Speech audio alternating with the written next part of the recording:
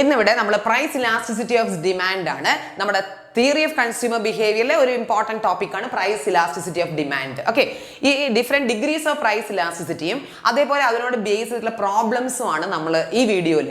അപ്പോൾ നമുക്ക് നോക്കാം പ്രൈസ് ഇലാസ്റ്റിസിറ്റി ഓഫ് ഡിമാൻഡ് എന്താണെന്ന് ചോദിച്ചു കഴിഞ്ഞാൽ വാട്ട് ഇസ് എന്ന് ചോദിച്ചു കഴിഞ്ഞാൽ it is the responsiveness of demand, responsiveness of demand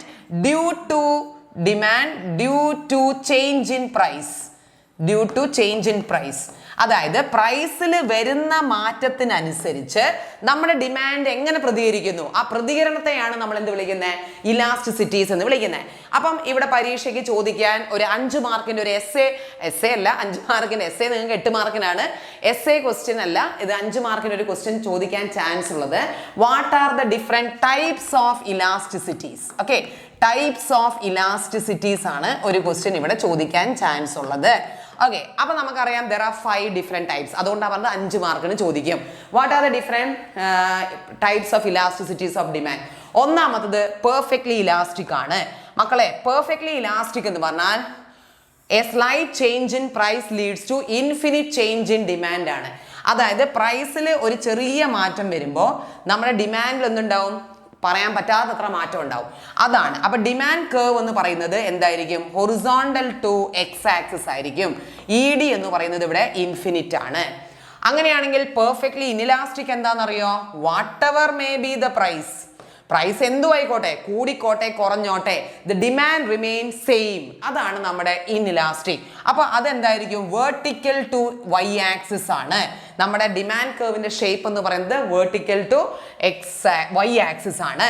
ഇവിടെ elasticity of demand is equal to എന്തായിരിക്കും, 0 ആയിരിക്കും. Okay, now comes unitary. Unitary എന്ന് പറയുന്നത് ഇപ്പൊ 20% പ്രൈസ് കൂടി, അങ്ങനെയാണെങ്കിൽ 20% ആയിട്ട് ഡിമാൻഡ് എന്ത് ചെയ്തിട്ടുണ്ടാവും, കുറഞ്ഞിട്ടുണ്ടാവും. That is known as unitary. അങ്ങനെ വരുന്ന സമയത്ത് ഇതെങ്ങനെയാ വരയ്ക്കുക എന്നറിയോ? ഇപ്പൊ ഇതാണ് പ്രൈസ്, ഇതാണ് ഡിമാൻഡ്. ഞാൻ ഡിമാൻഡ് കുറച്ചു, അപ്പൊ ഡിമാൻഡ് കുറച്ചപ്പോൾ പ്രൈസ് കുറച്ചു. ഓക്കെ, അപ്പോൾ എൻ്റെ ഡിമാൻഡ് എന്ത് ചെയ്തു, കൂടി. അപ്പൊ ഇവിടെ എടുത്ത അതേ ഡിസ്റ്റൻസ് ഇവിടെ എടുക്കുക, എന്നിട്ട് ഡയഗ്രാം വരച്ചു കഴിഞ്ഞാൽ this is called our demand curve. അങ്ങനെയാണെങ്കിൽ ഇതിന്റെ ഇലാസ്റ്റിസിറ്റി എന്ന് പറയുന്നത് 1 ആയിരിക്കും. മക്കളെ, ആദ്യം ഞാൻ ഈ വരച്ച 3 എണ്ണം കോൺസ്റ്റന്റ് ഇലാസ്റ്റിസിറ്റി എന്ന് പറയും കേട്ടോ. ഈ 3 എണ്ണം എന്താണ്, കോൺസ്റ്റന്റ് ഇലാസ്റ്റിസിറ്റീസ് ആണ്.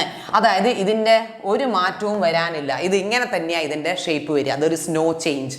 ഇനി നമ്മുടെ ഇക്കോണമി, നമ്മുടെ ഈ വേൾഡിൽ നമുക്ക് കാണാൻ കഴിയുന്ന 3 എണ്ണേ ഉള്ളൂ യൂണിറ്ററി. ഇത് 3 നമുക്ക് കാണാൻ കഴിയുള്ളൂ, ഇത് 2 ഇല്ല കേട്ടോ.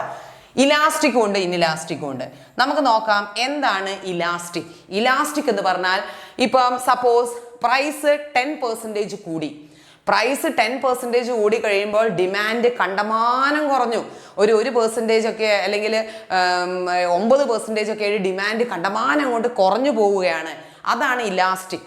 ഇപ്പം നമ്മുടെ കൂടുന്നതിനോ കുറയുന്നതിനനുസരിച്ചായിരിക്കില്ല, അനുസരിച്ചായിരുന്നെങ്കിൽ അത് കോൺസ്റ്റന്റ് അല്ലെങ്കിൽ നമ്മുടെ യൂണിറ്ററി ആയനെ. പക്ഷെ അതിൻ്റെ ഇരട്ടി, മാറുന്നതിൻ്റെ ഇരട്ടിയായിട്ട് കുറയുകയോ കൂടുകയോ ചെയ്യുന്നതാണ് എന്ത്, നമ്മുടെ ഇലാസ്റ്റിക് ഡിമാൻഡ്. ഇപ്പൊ ഇതാണ് എൻ്റെ പ്രൈസും ഇതാണ് എൻ്റെ ഡിമാൻഡ് എന്ന് വിചാരിക്കുക.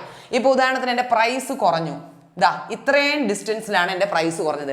പക്ഷേ അതിനനുസരിച്ച് എൻ്റെ ഡിമാൻഡ് എന്ത് ചെയ്തിട്ടുണ്ട്, കണ്ടമാനം അങ്ങോട്ട് കൂടിയിട്ടുണ്ട്. കണ്ടോ, ഇത്രയാണെങ്കിൽ പക്ഷേ ഇത്രയും ഡിമാൻഡ് എന്ത് ചെയ്തിട്ടുണ്ട്, കൂടി. പ്രൈസ് കുറഞ്ഞാൽ നമുക്കറിയാം ഡിമാൻഡ് കൂടണമെന്ന്, കൂടിക്കോട്ടെ. പക്ഷേ അതിന്റെ ഡിഫറൻസ് കണ്ടോളൂ, കണ്ടോ, ഇവിടെ കുറച്ചു ഇവിടെ വലുതുമാണ് ഡിസ്റ്റൻസ്. എന്നിട്ട് ഡിമാൻഡ് കർവ് വരയ്ക്കുക. അപ്പൊ ഇവിടെ ഇലാസ്റ്റിസിറ്റി ഓഫ് ഡിമാൻഡ് എന്ന് പറയുന്നത് എന്താണ്, ഗ്രേറ്റർ ദാൻ 1 ആണ്, ഒന്നിനേക്കാൾ എന്താണ്, കൂടുതലാണ്. ഇനി മക്കളെ, എന്താണ് ഇൻഇലാസ്റ്റിക്? ഇൻഇലാസ്റ്റിക് എന്ന് പറഞ്ഞു കഴിഞ്ഞാൽ പ്രൈസ് കൂടിയാലും കുറഞ്ഞാലും ഡിമാൻഡിൽ അങ്ങോട്ടേക്ക് അത്രയ്ക്ക് വലിയ പ്രൊപ്പോർഷനേറ്റ് അല്ല, ലെസ് ദാൻ പ്രൊപ്പോർഷനേറ്റാ. ഇപ്പൊ 10% വില കൂടിയെങ്കിൽ അതായത് ഒരു 15% ഒക്കെ ആയിട്ട് ഡിമാൻഡ് കൂടുള്ളൂ. അതാണ് നമ്മുടെ ഇൻഇലാസ്റ്റിക് എന്ന് പറയുന്നത്. ഇവിടെ നോക്കിയേ, ഇതാണ് എൻ്റെ പ്രൈസ് എന്ന് വിചാരിക്കുക, ഇതാണ് എൻ്റെ ഡിമാൻഡ് എന്ന് വിചാരിക്കുക. പ്രൈസ് ഞാൻ കുറച്ചു, ഓക്കെ, പക്ഷെ ഡിമാൻഡ് അത്ര അങ്ങോട്ട് കൂടിയിട്ടൊന്നുമില്ല. കണ്ടോ, ഈ ഡിസ്റ്റൻസിനേക്കാളും കുറവല്ലേ, ഇത് വെർട്ടിക്കൽ ആയിരിക്കും ഡിമാൻഡ് കർവ്. ഇത് ED ഈസ് ലെസ് ദാൻ 1 ആണ്. കണ്ടോ, അപ്പൊ ഇതാണ് 5 ടൈപ്പ്. ഇത് ഈ ഒന്നാമത്തതും രണ്ടാമത്തതും മൂന്നാമത്തതും കോൺസ്റ്റന്റ് ആണെന്ന് ആലോചിക്കണം. കോൺസ്റ്റന്റ് ഡിമാൻഡ് കർവ് ആണ്. ഇത് രണ്ടും അങ്ങനെയല്ല. ഈ demand curve, inelastic demand curve എന്നാൽ കുറച്ച് കുത്തനെയായിരിക്കും, സ്റ്റീപ്പ് ആയിരിക്കും. പക്ഷെ ഇലാസ്റ്റിക്കിന്റെ കുറച്ചും കൂടെ ഇങ്ങനെ ഫ്ലാറ്റ് ആയിരിക്കും, അതായത് ജെന്റിൽ ആയിരിക്കും കേട്ടോ. നേരെ മറിച്ച് യൂണിറ്ററി ഇലാസ്റ്റിക്കിന്റെ ശരിക്കും പറയുന്നത് റെക്ടാങ്കുലർ ഹൈപ്പർബോള ഷേപ്പാ, അതായത് ഇങ്ങനെയായിരിക്കും. അതാ കേട്ടോ, റെക്ടാങ്കുലർ ഹൈപ്പർബോള ഷേപ്പാണ് ഏതിന്റെ, യൂണിറ്ററിയുടെ ഷേപ്പ് വരുന്നത് കേട്ടോ. ഇത് പിന്നെ അറിയില്ലേ, വെർട്ടിക്കൽ ടു എക്സ് അല്ല horizontal to X axis, vertical to Y axis, rectangular hyperbola, ഇത് ജെന്റിൽ, ഇത് സ്റ്റീപ്പ്. ഓക്കെ, ഇനി നമുക്ക് ഇതിനെ ബേസ് ചെയ്തിട്ടുള്ള ക്വസ്റ്റ്യൻസ് നോക്കാം. When price of mango rupees 1 each, consumer demands 10. When price falls to rupees 0.80, demand will be 15. Calculate elasticity. Okay, അപ്പോൾ നമുക്കറിയാം ഇതിന്റെ ഫോർമുല എഴുതണം. That is elasticity of demand കാണേണ്ട formula delta Q by delta P into P by Q. ഈ formula by heart ചെയ്യണം കേട്ടോ. This formula is very important. Formula എഴുതുന്നതിന് മാർക്കുണ്ട്. അപ്പോൾ നമ്മൾ ആദ്യം നോക്കാം. ഡെൽറ്റ ക്യൂ എന്ന് പറഞ്ഞാൽ ചേഞ്ച് ഇൻ ക്വാണ്ടിറ്റി. ഇപ്പം ക്വാണ്ടിറ്റി 10 15 ഇവിടെ ഡിമാൻഡ് 10 ആയിരുന്നു, ഇത് എത്രയാണ്, 15. സോ 10 15 എന്ന് പറയുമ്പോൾ ചേഞ്ച് ഇൻ ഡിമാൻഡ് എത്രയാ, 5. അങ്ങനെയാണെങ്കിൽ ചേഞ്ച് ഇൻ പ്രൈസ്, പ്രൈസ് 1 രൂപയുള്ളത് ഇപ്പൊ 80 പൈസയായി. അപ്പൊ ചേഞ്ച് ഇൻ പ്രൈസ് 0.20 അല്ലേ, ഇതല്ലേ ചേഞ്ച് ഇൻ പ്രൈസ് വന്നത്. 1 80 പൈസയായി എന്ന് പറയുമ്പോൾ 20 പൈസയുടെ ചേഞ്ച് അല്ലേ വന്നത്. Into what is P, P എന്ന് പറയുന്നത് ഒറിജിനൽ പ്രൈസാ. ഒറിജിനൽ പ്രൈസ് 1 രൂപയായിരുന്നു, ഒരു മാങ്ങയുടെ വില 1 ആയിരുന്നു. Original price is 1. ആ സമയത്ത് ഉള്ള ഡിമാൻഡ് എത്രയാണോ, 10. So the answer is 5 divided by 0.20 into 10 gives you how much, 2. So the answer is 2.5. Okay, അപ്പോൾ 2.5 എന്ന് പറയുന്നത് it is greater than 1. ഒന്നിനേക്കാൾ എന്താണ് മക്കളെ, കൂടുതലാണ്. അപ്പോൾ നമ്മുടെ ഇലാസ്റ്റിസിറ്റി is greater than 1 അല്ലേ, that is 2.5 is greater than 1. അങ്ങനെയാണെങ്കിൽ ഇതാണ് നമ്മുടെ ആൻസർ കേട്ടോ. ഇലാസ്റ്റിക് ഡിമാൻഡ് ആണ്. ഒന്നിനേക്കാളും കൂടുതലാണെങ്കിൽ നമുക്കറിയാം അതെന്താണ്, ഇലാസ്റ്റിക് ഡിമാൻഡ് ആണ്. ഇതേപോലെ തന്നെ മക്കളെ ഇങ്ങനെ ഒരു പ്രോബ്ലം ആണ് ഇലാസ്റ്റിസിറ്റി. കണ്ടോ, price of a commodity rises by 30%. This causes demand falls by 60%. Calculate price elasticity. ഇവിടെ നമ്മൾ നേരത്തെ പറഞ്ഞ ആ ഒരു ഫോർമുല അപ്ലൈ ചെയ്യാൻ പറ്റില്ല. Delta Q divided by delta P എന്നൊന്നും അപ്ലൈ ചെയ്യാൻ പറ്റില്ല, കാരണം ആ വാല്യൂസ് ഒന്നും ഇതിനകത്തില്ല.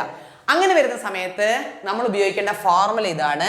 Elasticity of demand is equal to percentage change in quantity demand divided by percentage change in price. ഈ ഫോർമുല നമ്മൾ എന്ത് ചെയ്യണം, അപ്ലൈ ചെയ്യണം. അപ്പൊ നമ്മൾ നോക്കിയേ, percentage change in quantity demand എത്രയാണ് ഇവിടെ, 60 അല്ലേ. ഡിമാൻഡ് ഫോൾസ് ബൈ 60 അല്ലേ, 60% അല്ലേ. What is price, 30% അല്ലേ. So what is the answer, 2 അല്ലേ. അപ്പോൾ elasticity of demand എന്ന് പറയുന്നത് greater than 1 അല്ലേ, that is 2 greater than 1 അല്ലേ. അങ്ങനെയാണെങ്കിൽ ഇതെന്താണ്, ഇലാസ്റ്റിക് ഡിമാൻഡ് ആണ്. Clear, elastic demand.